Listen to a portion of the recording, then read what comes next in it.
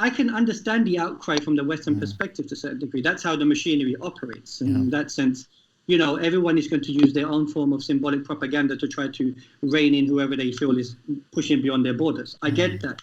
What surprised people here a little bit is how the Muslims jumped on board of that, because there was a sense of agitation on their part of not being able to explain their position vis-a-vis this. Now, if they feel very uncomfortable about Fatih's conquest of Istanbul, we're in trouble, because we can then go back in a lot of Islamic history and become uncomfortable about a lot of things, including Fath al-Makkah. We might as well go to India and tell Modi, hey, you want to share the Kaaba with us? I mean, what happens here?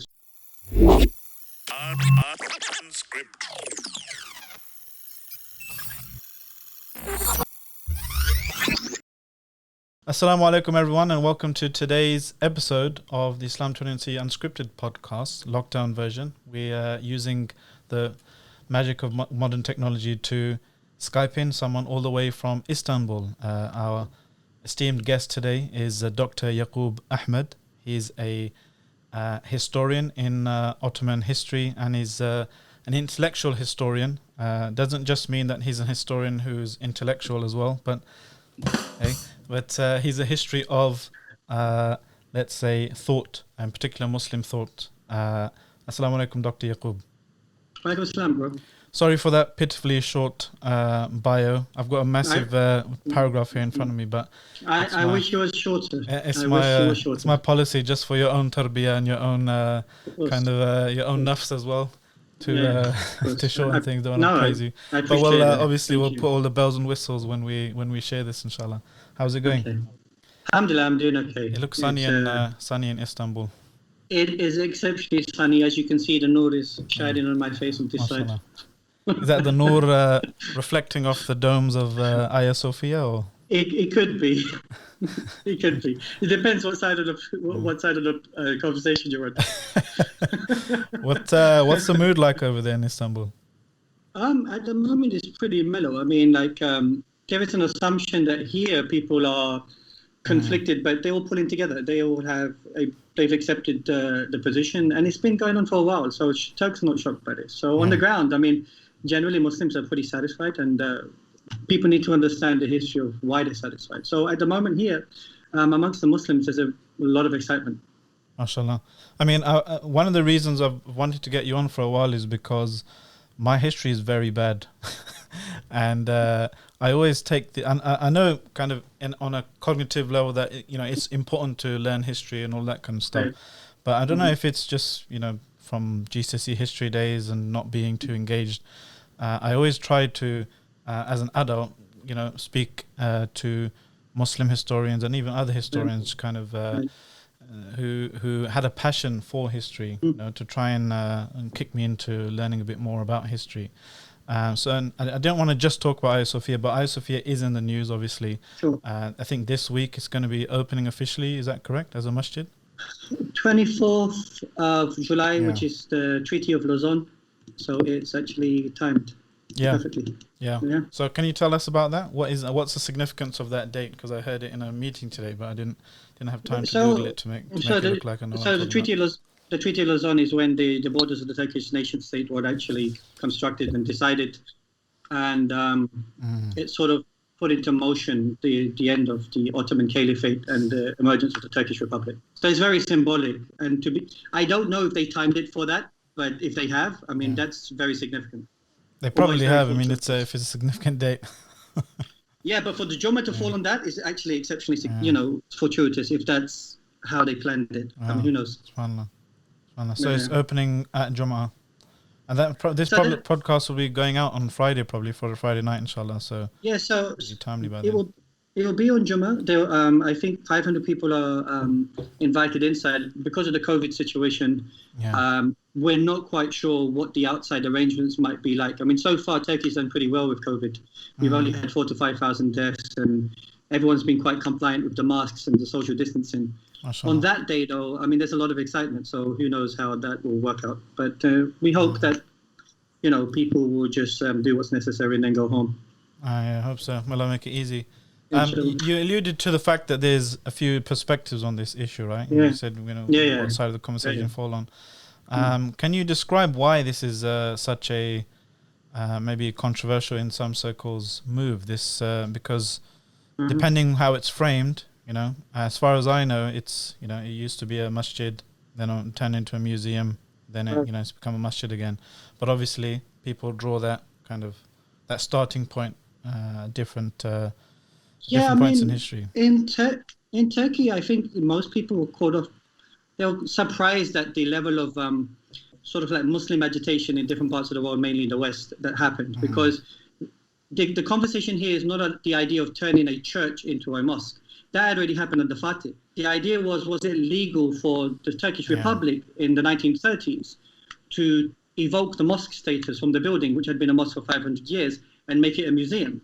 So as far as they were concerned, it wasn't the idea of we're returning the church into a mosque, but the fact that it was illegal in the 1930s to turn the mosque into a museum. So it had always remained a mosque, and that's the contention point in Turkey. So the problem is that people seem to have a very limited memory of the layered complexities of the building. The building is Fatih's conquest, the 19th century Islamization projects that were taking place in the Ottoman domains, the formation of the Turkish Republic, and then that reaction to turning it into a secular symbol, and then Muslims throughout that time trying to get this symbol back, and then the current political situation here. So there seems to be a blind spot regarding Fatih's reign, a blind spot regarding 500 years of Ottoman history, a blind spot of Turkish history, and a blind spot regarding Turkish politics. So when you see the layers that go into this building, it surprised people here on the ground of that sort of attack that came from the outside without looking at all of these things or taking all of these things into consideration. So in Turkey, for example,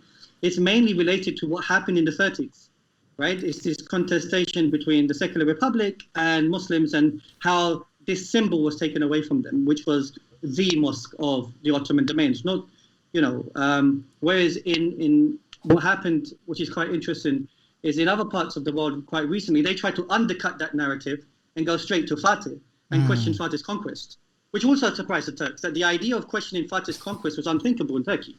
Nobody does that here.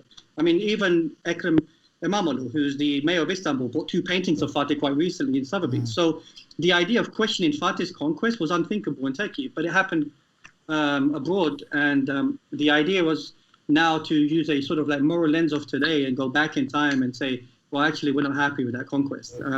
That's a debate I think we need to look at in terms of how Muslims in the West feel and how they've sort of become sort of under the influence of the liberal zeitgeist and are feeling this sort of pressure of trying to negotiate with that form, where that's not happening here. So, I mean, I think in other parts of the Muslim world who are coming from particular educated backgrounds, they might have to ask themselves the question of what's going on here.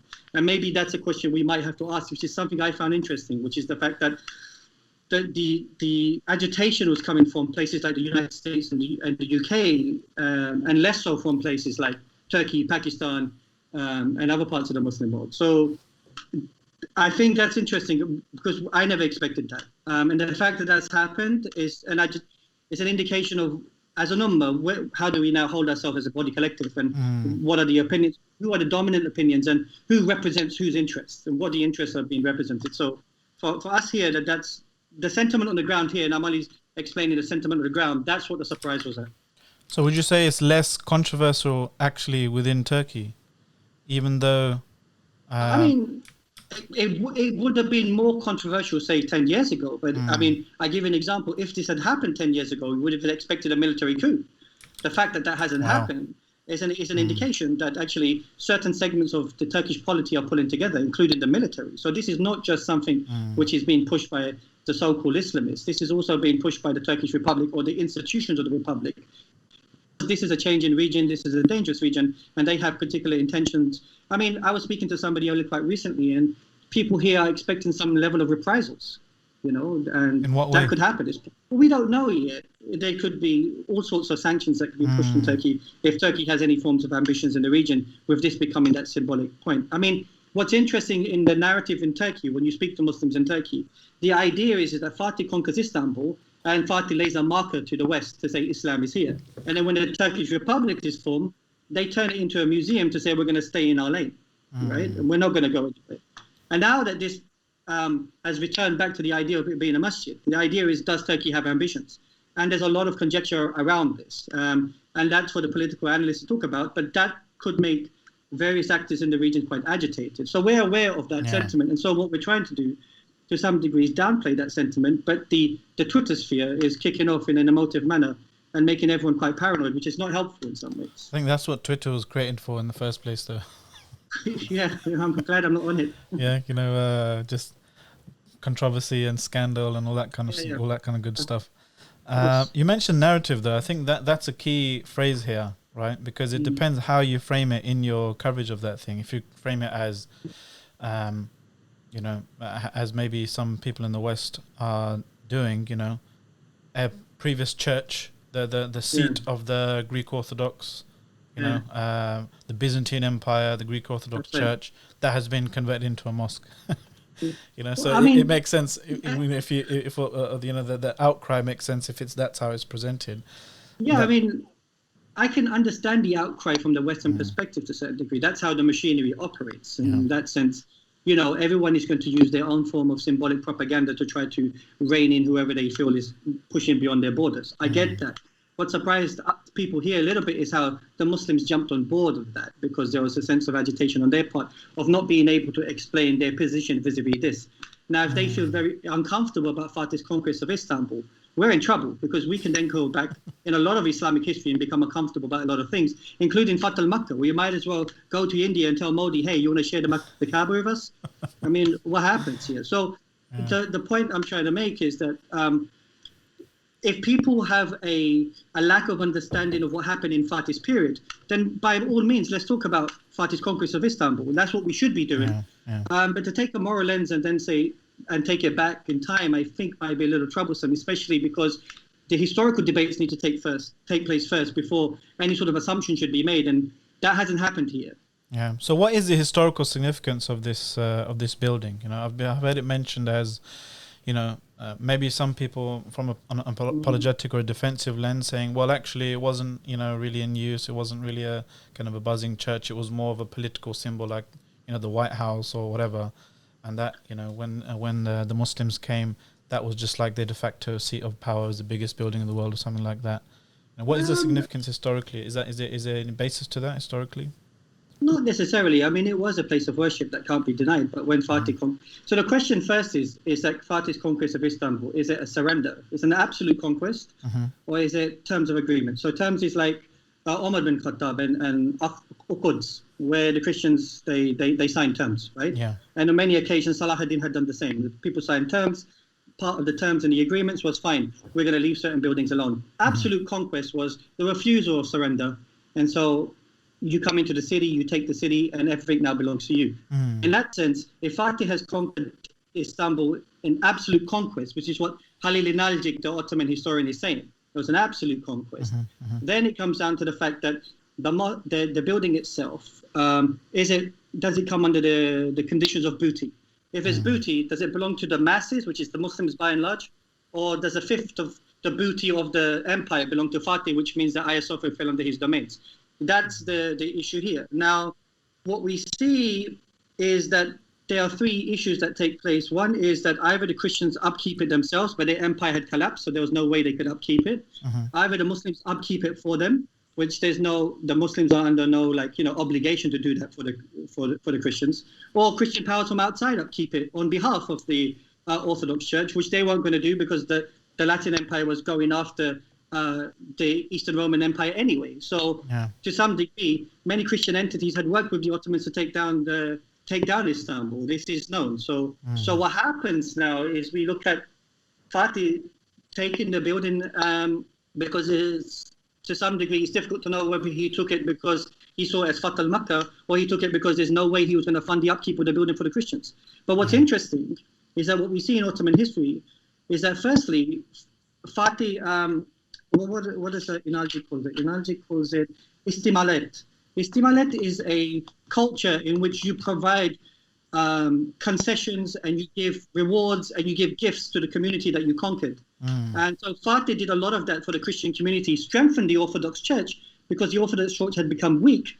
The Orthodox Church then becomes powerful under the Ottomans as a way of, the Ottomans being able to use the Orthodox Church as part of its domains to centralize other Christian entities around the domains.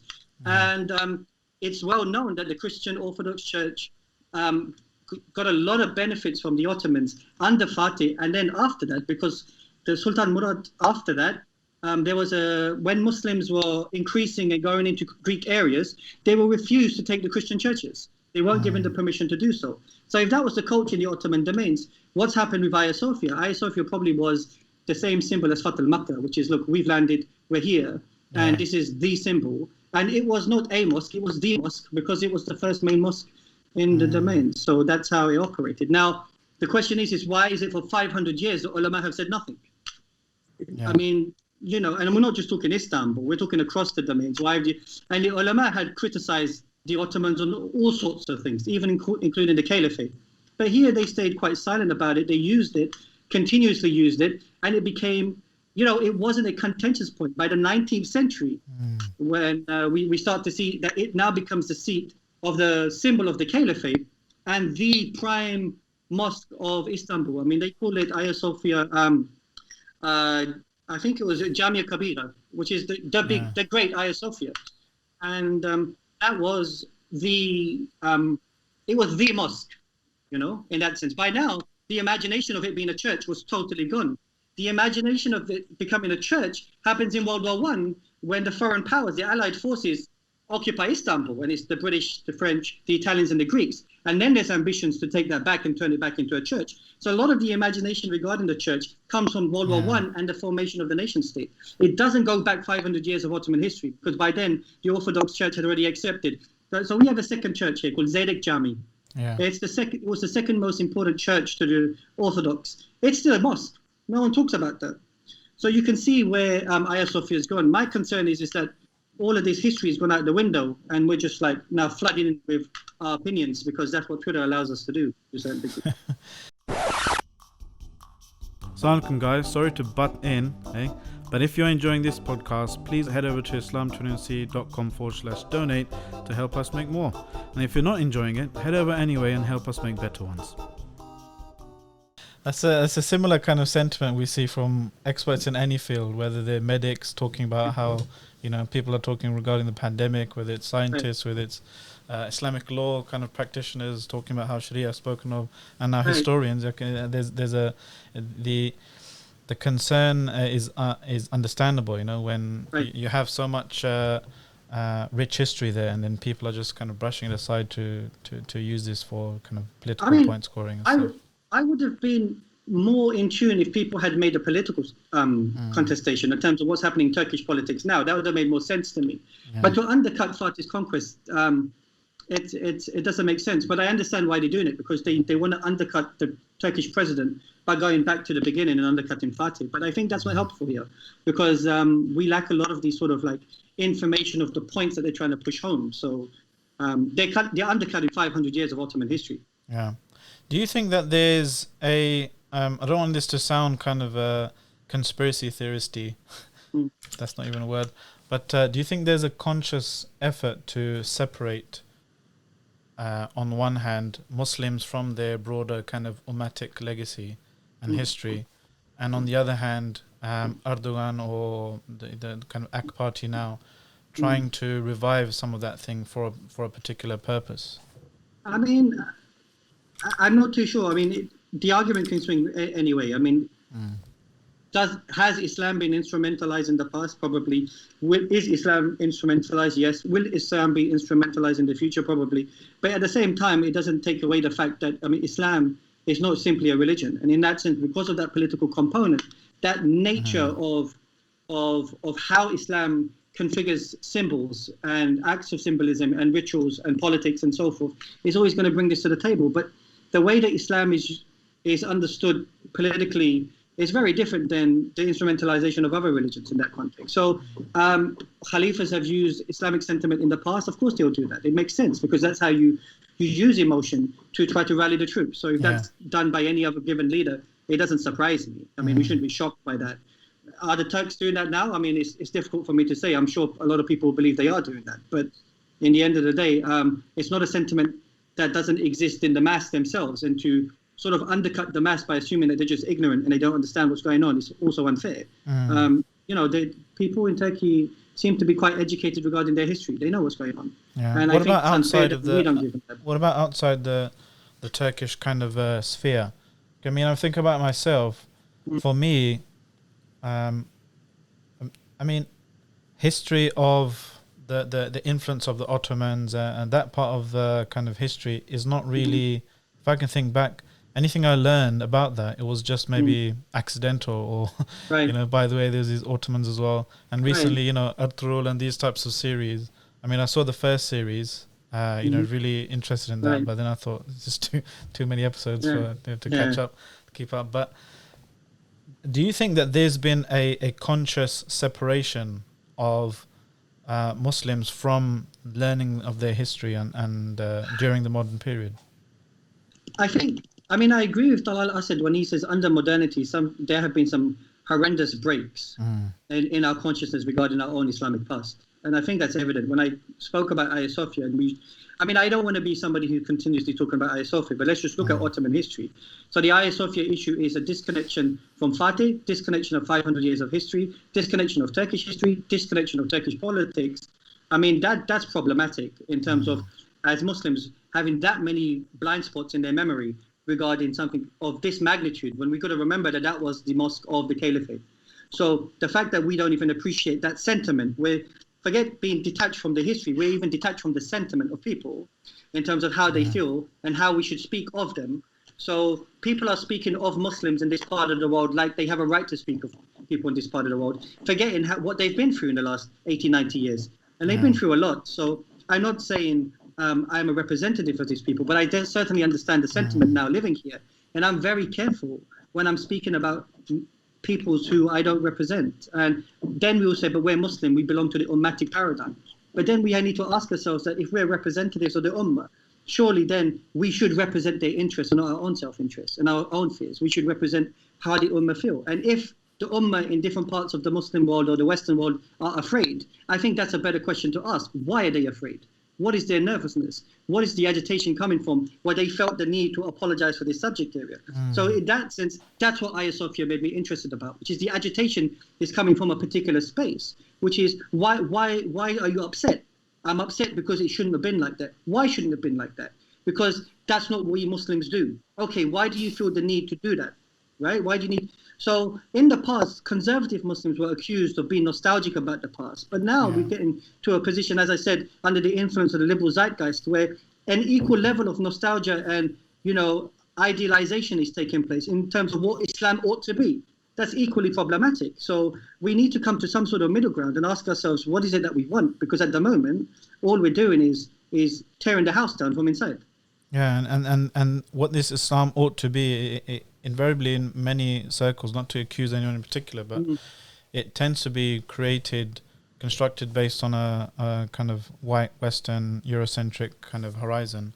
That, you know, this is what is normal, this is what is appropriate, this is what is fair, this is what is progress, this is what is, you know, modern.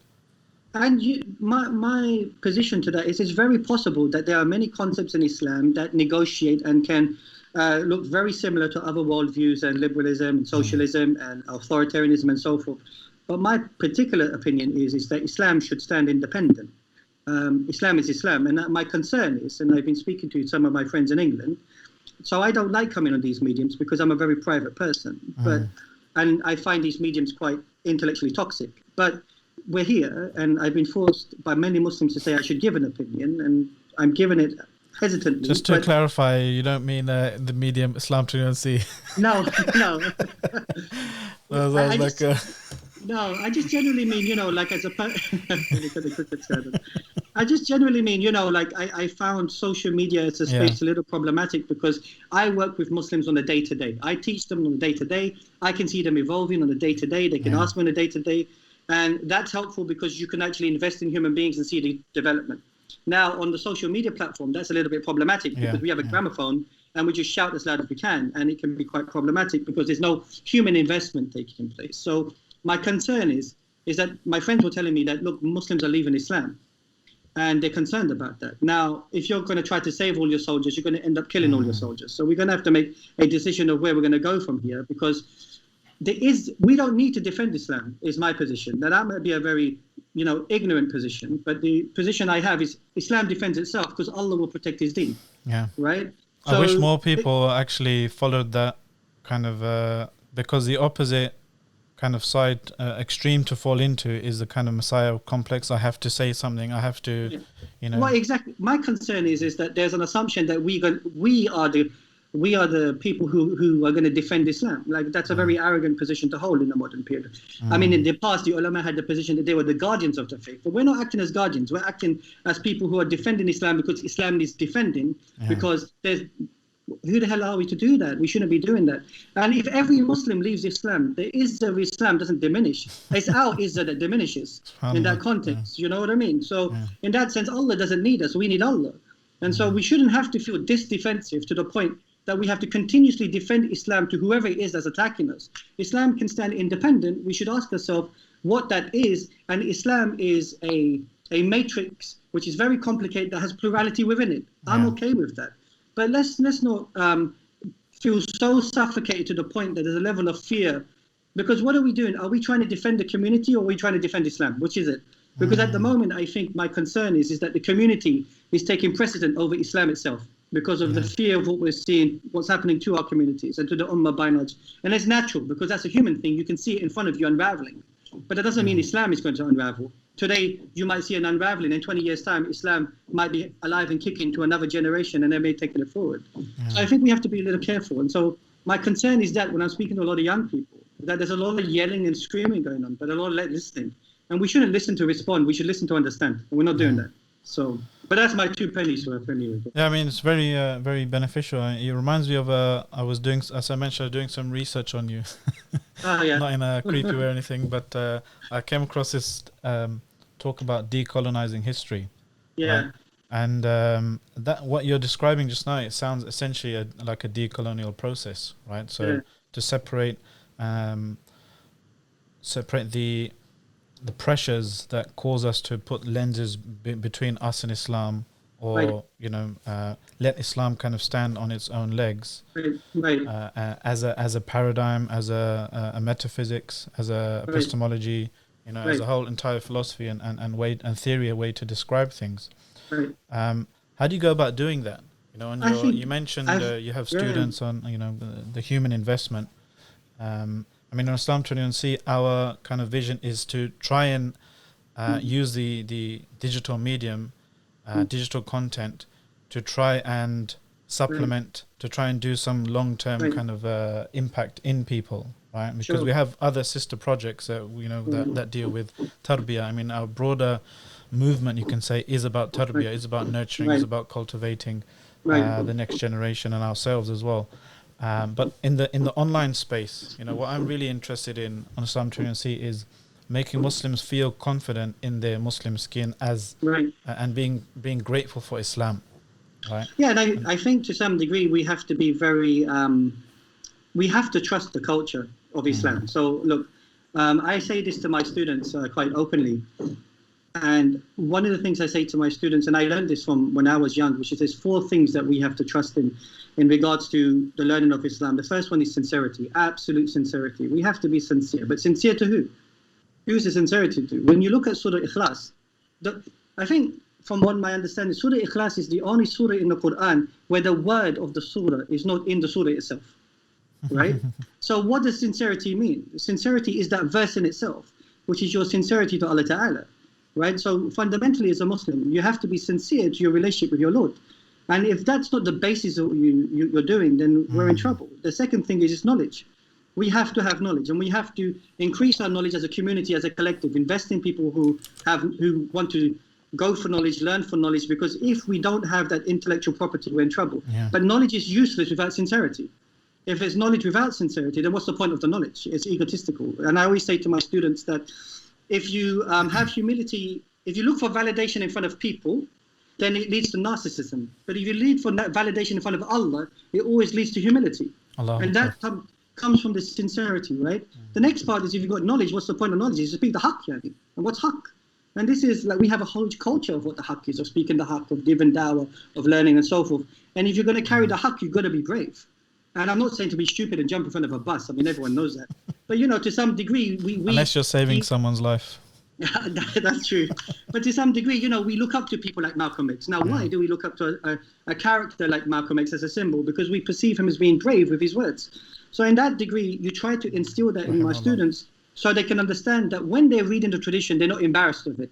When they're reading words that are demonized, they're not embarrassed of it. They actually understand it. And in a controlled environment, we can give them a tight understanding of what it is and let them debate, let them speak, let them think, so that they're not uncomfortable with their Islamic past and they're not uncomfortable about the world they live in today. They deserve to be here. Allah says so. So who cares what everyone else speaks? Yeah, Allahu Akbar. I mean, words, especially words, as you mentioned, we need to recognize the power of words and the impact and the baggage that they come with. And because if somebody just switches that thing on in their mind, then so many problems down the line kind of get fixed or don't become problems anymore. Because you're thinking, well, why are you framing something like that in the first place? Who wrote the question? Who wrote the motion of that debate? Who wrote that headline?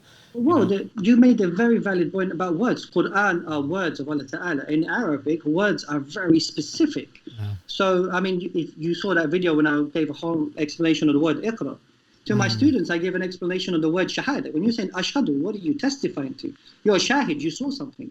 What did you see? Well, you know, the idea is you're a person who has the knowledge. Knowledge of what? Ashhadu an la ilaha illallah. Okay, so your shahada in itself, the words, ashhadu in itself is very precise in indicating that when you're making this declaration, you're coming from a place of knowledge, not ignorance. So all our young kids should know their shahada and understand what it is. Arabic in that sense, and the Quran in particular, is very precise in its use of words.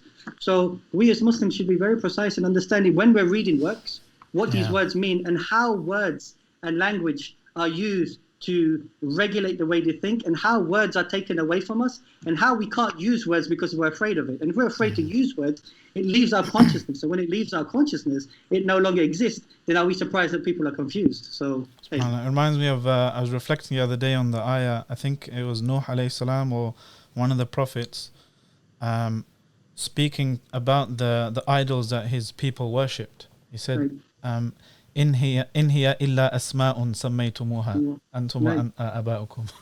These are just words that you've named, you and your forefathers.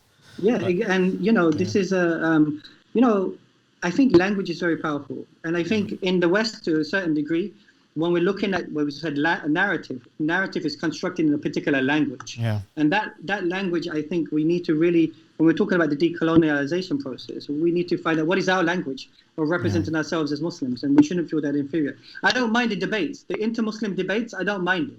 I mean, that's how you get clarity, and no one's going to, have a monopoly over Islam and its usage of words and language. Fine, I'm okay with that. But we shouldn't feel inferior and afraid. I mean, this is the problem, and I feel like a lot of young people at the moment have this hesitancy, and maybe people of my generation need to do a better job, and I take responsibility of that. Are you? I mean, it sounds like some of your ideas and your critique of discourse and stuff. It sounds similar to people like Foucault and Edward Said. You mentioned Talal Asad. Would you see yourself as along that similar kind of tradition of critique? I think we need to go further.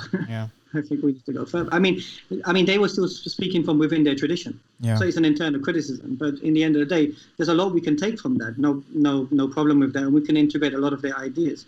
But fundamentally, our tradition is important, and our tradition does have a similar culture of critique. We just don't appreciate it because it doesn't speak in a language that can be used in the corridors of Western academia, and that's a problem. I mean, I had a student who studied in the Dars al-Nizami, and he feels like he can't be a historian. Why can't you be a historian?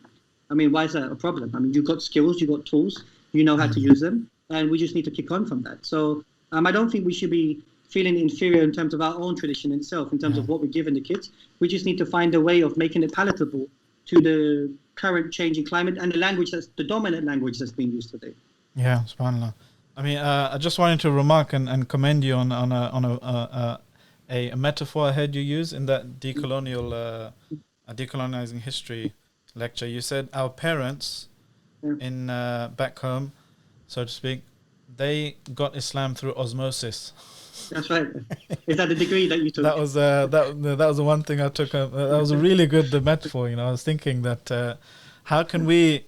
So osmosis, right? It's actually the metaphor runs deeper than the surface level. Because osmosis is what is the movement of water of the purifying agent, right? From a low concentration of any impurity, let's say, into a higher concentration of impurity. So that kind of while people are growing up, just absorbing, positivity, absorbing constructive, purifying elements of tayyib and pure elements from society around them. And I'm always thinking, how can we do that for our children here? I mean, in the Western world, in living as minorities, one way is kind of bubbles. People set up bubbles and homeschooling or Islamic schools and that kind of stuff. But I'm always thinking of this osmosis, how to present to the next generation, because some of us might look down upon our parents, grandparents, and whatever. But truth be told, their iman was probably much stronger, and their relationship with Allah was probably much more intimate, and their worship was probably much more sincere than our worship.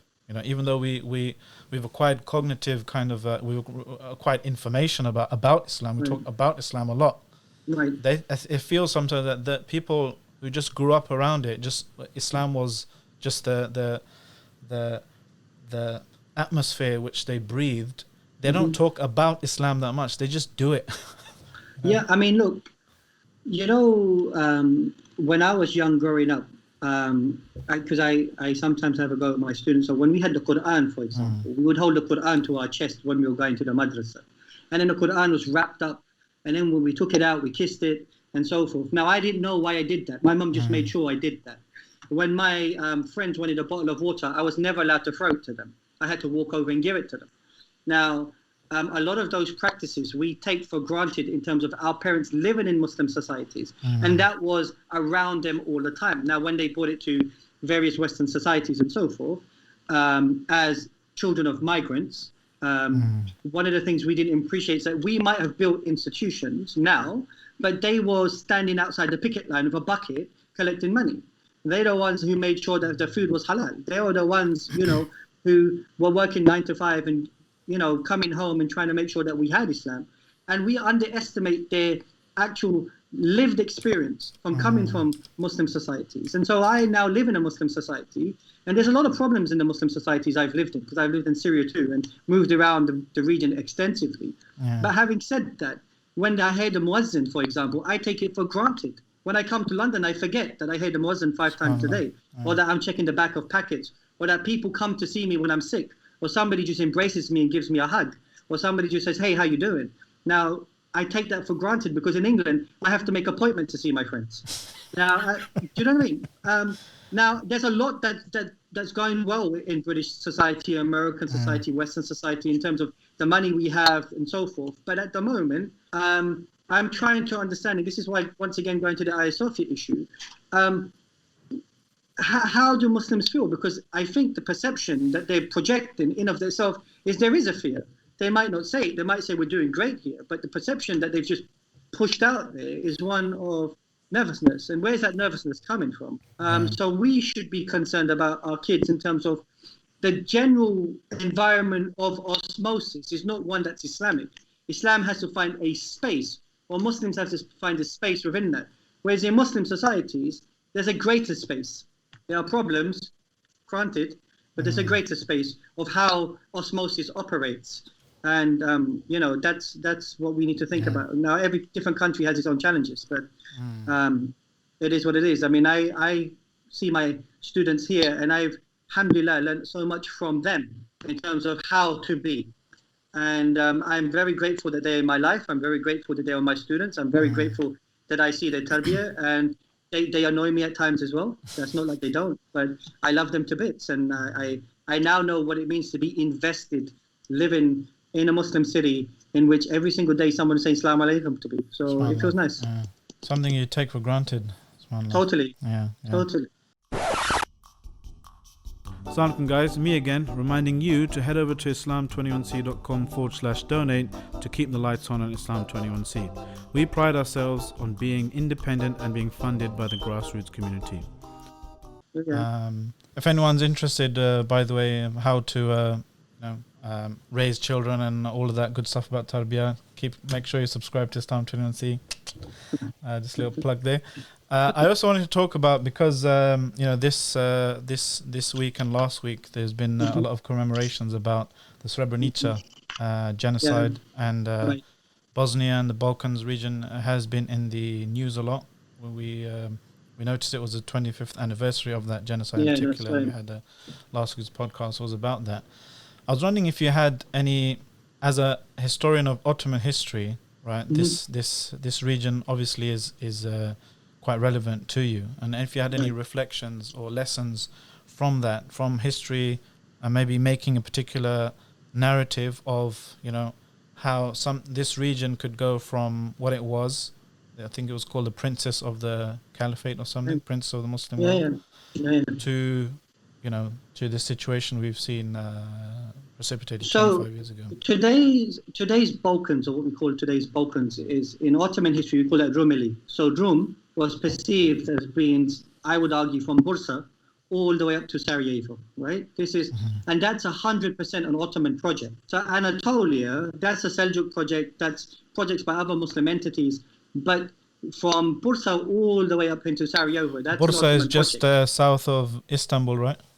It's the east of Istanbul. East, okay. So it's the first capital city of the Ottoman domains. And what you see is that Muslims in this whole region are Muslims because of the Ottomans. So when we're talking about not only, now we just say Bosnians and Albanians in the Balkans.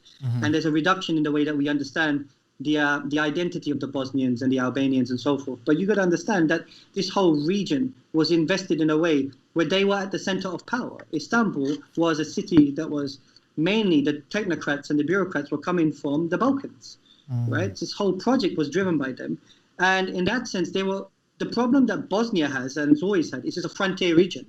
So Bosnia was on the cusp of the Austrians, and it was quite isolated regarding the Serbs, whereas the Albanians in particular were all over the domains. We had Albanians in Egypt, Albanians in Syria, Albanians in parts of Anatolia, and so forth. So as a community, they had, a lot more, military and political agency than the Bosnians had. But fundamentally, if we talk about identity and Muslims in Europe, and if there's anything Muslims in Europe can learn about what's happened and how quickly Muslim identity and violence towards Muslims can unravel in a place that was for 500-600 years as Muslim as they come, then the Balkans is an example of that. And from a position of authority and power, from a position of reciprocating power in Istanbul to a point of just now sitting on the periphery where Muslims in Europe no longer even think about Muslims in Bosnia and in Albania. Bosnia more so is thought about because of Srebrenica and the nature of that violence and the way that the Bosnians themselves are maintaining the memory of Srebrenica,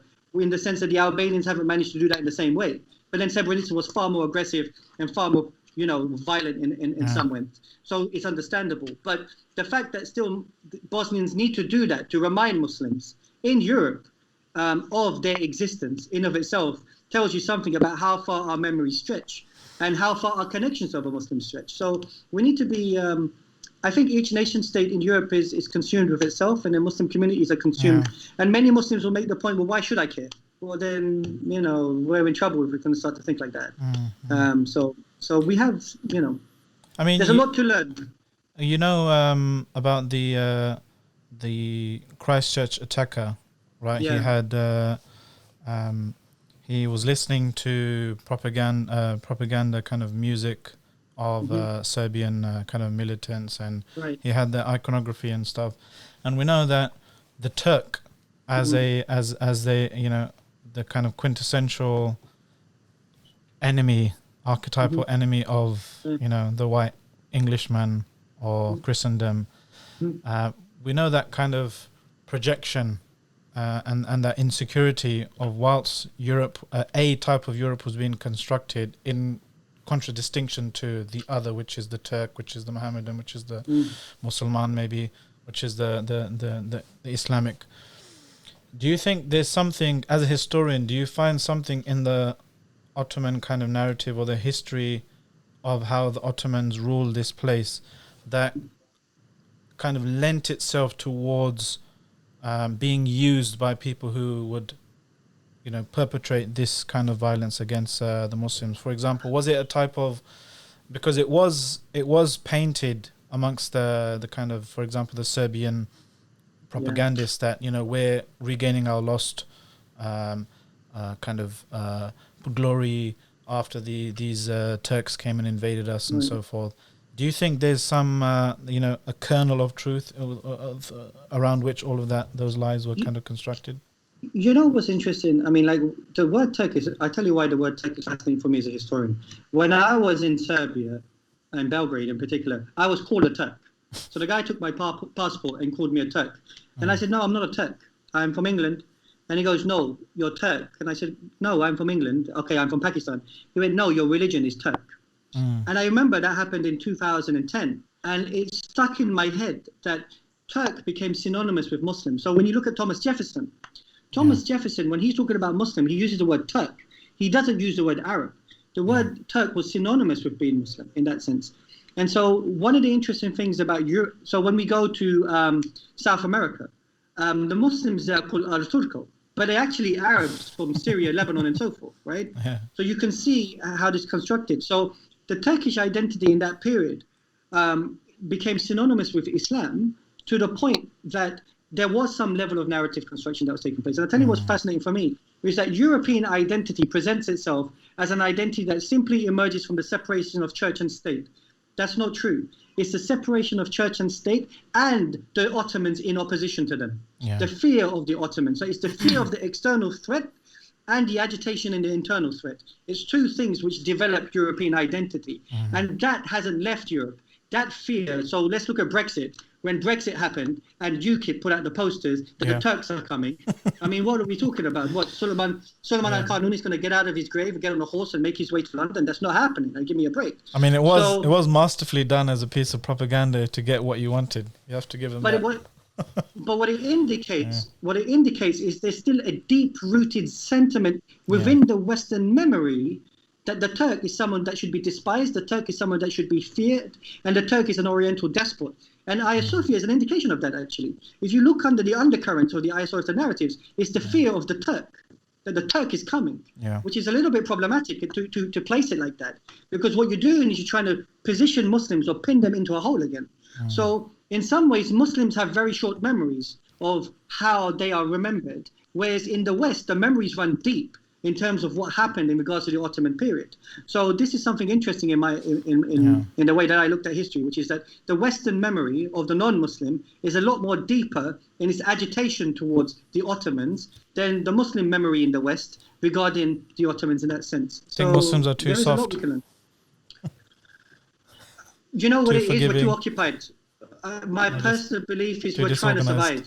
Yeah. Every day, as a historian, when I was teaching in London, like one of the things I found out that young kids are just trying to make the everyday count. They're concerned in terms of, should I wear the hijab, should I not wear the hijab? They're concerned about, I support Man United and whatnot. Their concerns are day to day, whereas something like what I'm trying to put forward, it seems like a luxury in that sense, because talking about identity, talking about memory, talking about your past, I mean, that, as you said before, that's not interesting. It wasn't interesting for me as a kid. So how can we make that relevant? How can we make it, to some degree, make young kids and their parents understand that this is important? Because in Spain, for example, it took a couple of generations to wipe out the Muslim memory and identity with violence, agreed. But, that's all it takes. The exception is the United States, which is the largest convert community in any given country, the United States, where black Muslims make up the majority and they're converts, which is not the case in Europe. And that is a narrative where they've forgotten. And they have a very unique history of that on itself should be studied, because we should understand what's happening there. So the migrant community shouldn't take itself as it's the bastion of Islam in Europe, because Albanians. Sorry, I think you got off there a bit. You said the migrant community shouldn't see itself as Islam, as the bastion of Islam in Europe? They shouldn't. I mean, they should be invested in all the Muslims that exist in Europe, and everyone has a different experience. But there should be an idea or an identity of going back to Muslim countries and seeing how things are running. The minute we become detached, and let's talk about Quds for a second. Muslims are totally detached from Quds. I understand in the 1990s the fatwas that were flying around about not going there, but now Palestinians feel so detached from Muslims around the world that Muslims can't identify the Quds question. I mean, they don't understand the Quds question. And a lot of Muslims are now saying, now that we took Hagia Sophia, we're going to lose Quds as a result of that. Well, that's another debate for another time, but you know what I mean? This is something we need to talk about. I actually wanted to touch on that because it's been flying around here that I don't know if it's a true quote from him, but Erdogan or somebody, one of his supporters saying, Hagia Sophia now, tomorrow is Quds. Right? I was thinking that is a quote that came out, but I think that's more rhetorical than actually, I don't think there's a reality here. But I think that, Muslims do need to consider, the idea of losing Quds. I mean, the West Bank is already annexed. The Israelis are pushing for the one-state solution. It's an occupation. And Quds is central to the Palestinian identity, but it's central to the Muslim identity. The loss of that is going to be problematic in some ways. But the parallels between that and Hagia Sophia are not the same, and they shouldn't be drawn as the same, just like Babari Masjid. I mean, they tore Babari Masjid down in that sense. So the parallels, we should be careful of making these analogies which are not helpful, because each country, in each situation, has its own historical narrative with its own, own unique perspective. And I think we have to be careful of that. Assalamu alaikum guys, last reminder I promise. Head over to islam21c.com/donate to help this movement get to the next level. So we have genuine, high quality media articulating Islam in the 21st century and developing confident Muslims impacting the world for the better. Yeah, I mean the one thing that I would say about the Quds issue is, you're right, it has been separated almost in a type of, what some might call epistemicide, deleting it from the collective conscious and imagination of Muslims. I mean, I can imagine growing up, pictures on the wall of, Al-Masjid al-Haram, Makkah, the Kaaba, printed on janmazes, prayer mats, on books, the iconic green dome of Masjid al-Nabawi, sallallahu alaihi wasallam. And these types of images, but not the iconic kind of symbols of Aqsa, right? And that's something we're trying to do. I'm trying to do with my in sermons I deliver and stuff to encourage people that not just visit there, but make it part of our, decoration in our house. Make it part of the, what you draw sketches of when you think of something Islamic for activities for your children and stuff. And that's the point that I was talking about before. But these things have to be part of our imagination. The fact that our imagination is so distorted, or that is non-existent in our imagination. And the only thing that's happened, and Asad is right here, is that we're only thinking of the now. We're stuck in presentism to the point that we have the inability to make sense of what it is that it means to belong to 1400 years of Ummah. So what does that mean exactly? Well, we're the Ummah of Rasul Sallam. So we're not just an Ummah of today. We're an Ummah of a group of people that we're bound to, who have throughout history achieved some wonderful feats and have had some problems. And there's an ummah of the future that we cannot see right now that we're attached to. So we have to maintain this in our memories. It should matter. SubhanAllah. You mentioned quickly on the Babari Masjid issue. How could you summarize that whole episode because someone my age, what was that, 1992? It's in the 1990s. I can't remember the exact something like that. So I mean, I was really young back then. All I know is from people making references to that incident. Can you just describe for maybe some of our younger or uninitiated viewers? I know what you're talking about. Yeah, I mean, it's interesting because the Babari Masjid issue, which is basically a mosque in India, which it was claimed was built on a Hindu temple, right? And then they found some statues that were buried there by somebody, quite fortuitously, but it made it look like it was there since the beginning of time. And so what did they do? They ripped the mosque down. That fundamentally created tensions between the Muslim and Hindu communities. And then before we know it, a lot of Muslims were being massacred as a result of it. But the people have tried to make that comparison as a way of, where the Hindus took away our mosque in India in terms of Babari Masjid, and the Turks are doing the same with the Ottoman, the Greek Orthodox Church. But once again, the parallels are just not the same. I mean, there was a lived community that was using that mosque, and there was a particular form of propaganda which was based around lies that tore down that building. And to some degrees, what it also indicated is the lack of political agency that Muslims have.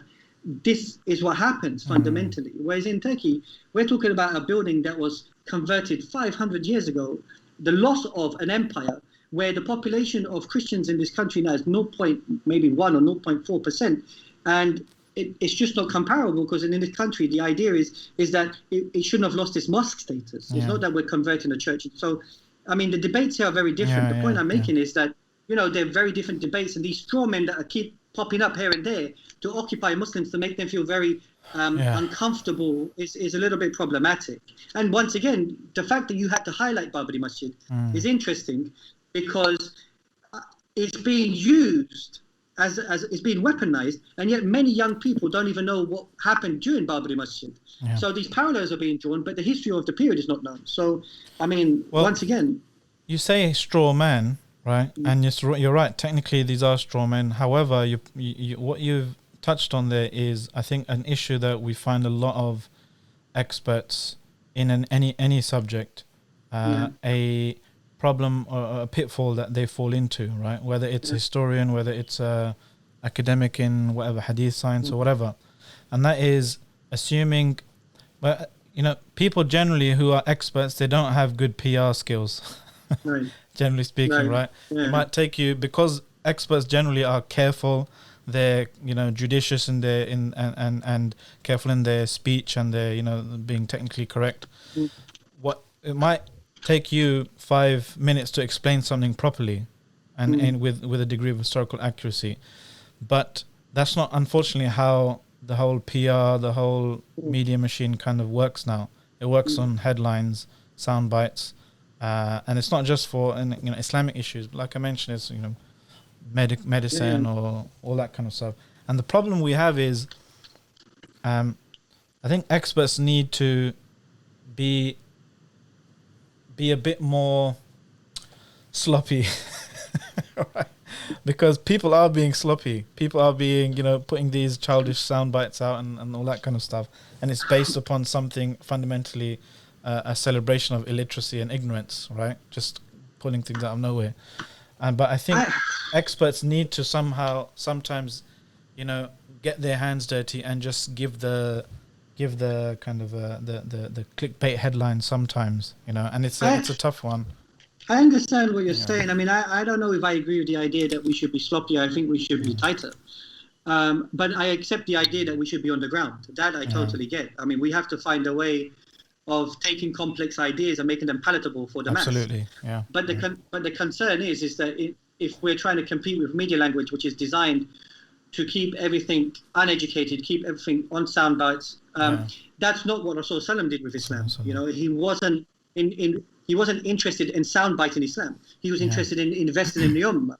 So what we need actually is more experts to be on the ground and invest on people on the ground every day, to give them rich, ingrained, detailed Islam, so that they can carry it with some vigor, so that it doesn't shake their foundations. If we're giving them a sloppy Islam, I'm not saying you're implying that, but just to use that term, if Islam was sloppy to them, then that's where their foundations are weak, because the day-to-day Islam they're taking is from Twitter or from the Daily Fail or whatever it is that it may be. So, you know, that's one of the things. I am against that a little bit personally, but you know, I mean, I'm not meaning sloppy in that sense of Islam. I mean, for example, when the pandemic was kicking off, right? And maybe you can draw a parallel here to your expertise as well. I found that the people talking about, should we close the mosque, should we do this, should we do that, they weren't medical experts. And the medical experts were being very careful and cautious in their language and looking at statistics and all that kind of stuff. And I was telling them, you need to sometimes be what we call just be raggo a bit. You know what I mean? Just don't be very careful and cautious with your language. Just tell people, you know, just do this. Just don't ask me why I'm telling you this. Do this, right? You know what?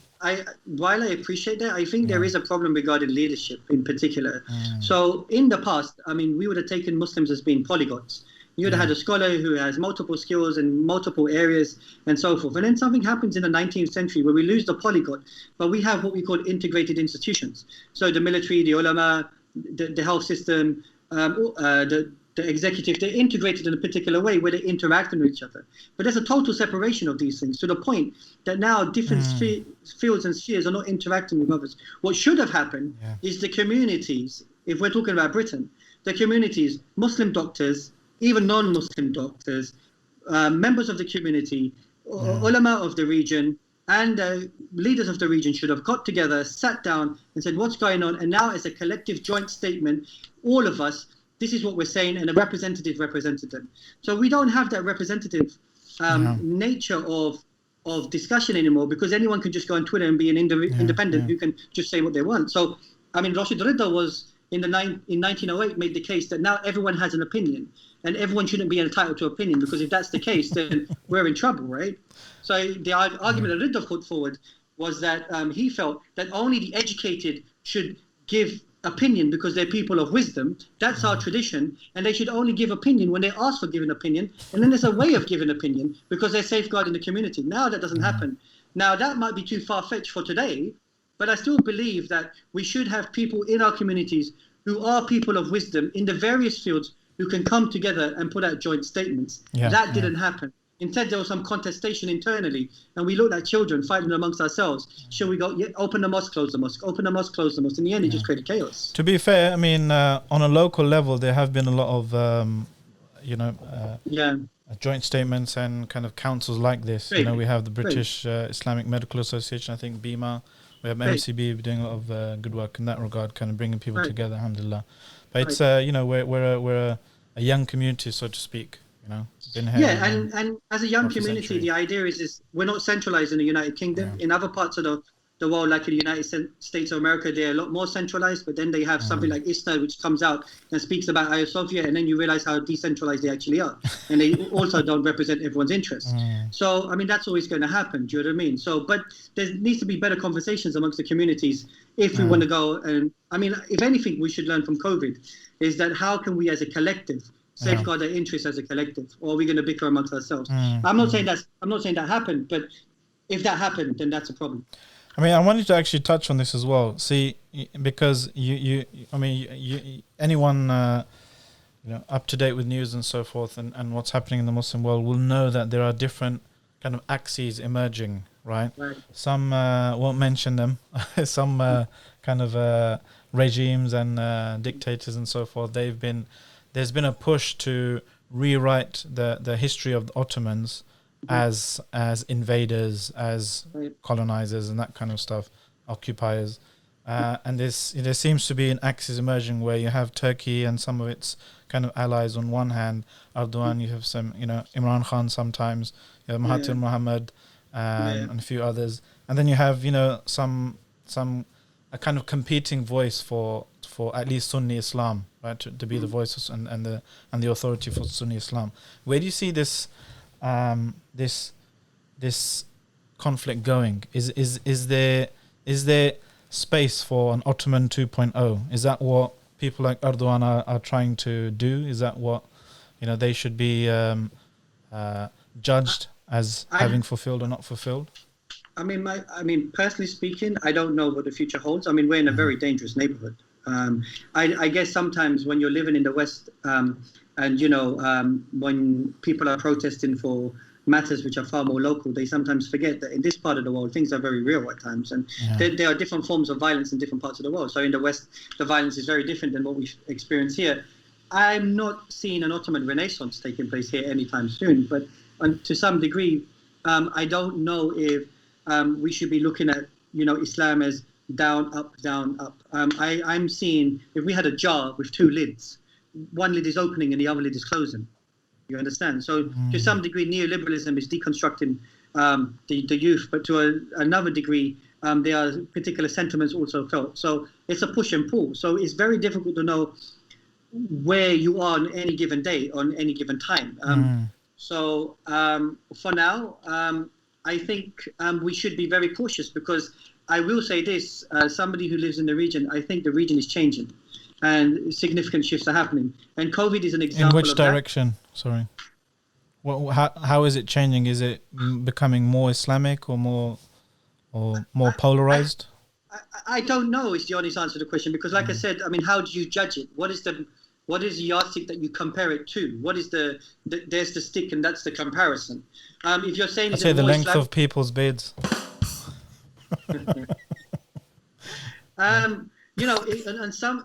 Let's talk about Turkey because I'm in Turkey. To some degree, some people will argue that, with the opening of Hagia Sophia, to some degree, this is an indication of an intent of Turkey moving in a particular revivalist movement. But then when you speak to people in Turkey as well, you have shopping malls, you have, designer hijabs and so forth. And people saying, well, actually, in terms of morality, since the introduction of modernity and neoliberalism, that Turkish society is not actually going in a direction that we're happy with. And it depends who you speak to. So that's what I mean. Yeah. It's difficult to say, is it going up or down? Because it's actually, like guacamole, where you're just hitting different heads at different times as different things pop up. So I think generally it's an issue of management. It's a very diplomatic, academic answer, mashallah. It is, But that's the reality on the ground, That's actually how it is. Now, Muslims in other parts of the world with their binoculars want to have a look in terms of what they're seeing here, and all they see is the symbols. But the day-to-day is very different. And likewise, if people in Turkey started talking about what Muslims are doing in the West, there's going to be a sense of agitation, because a lot of Muslims in Turkey feel like Muslims in the West are lost and they're gone.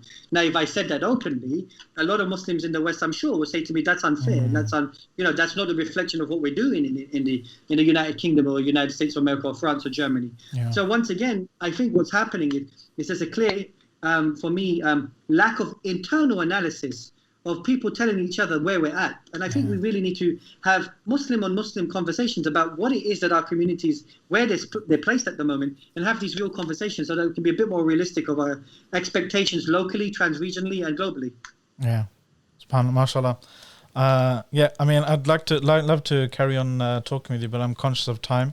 And Jazakallah khairan for taking time out to speak to us. Thank you very much. I hope you enjoyed the podcast at home. If you like this podcast, give it a like and a share, and remember to join us in the comments below. We'll try to read all of them. If you reached this far in the podcast, then congratulations, you're kind of awesome. And we can you'll find us wherever you find your podcasts, inshallah. iTunes, Google Play Store, Castbox, Spotify, the other ones, Soundcloud, I think.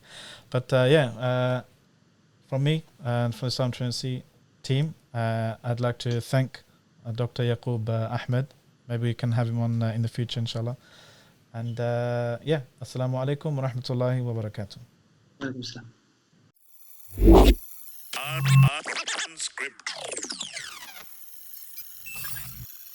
Unscripted.